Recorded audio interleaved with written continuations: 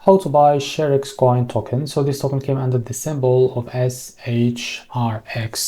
Now before we start, this is not financial advice. I'm not professional or economic expert. So before investing in any project that you find on my channel, please do your own research. Now before going on buy this token, make sure to check the Rex account and keep following the updates about this token.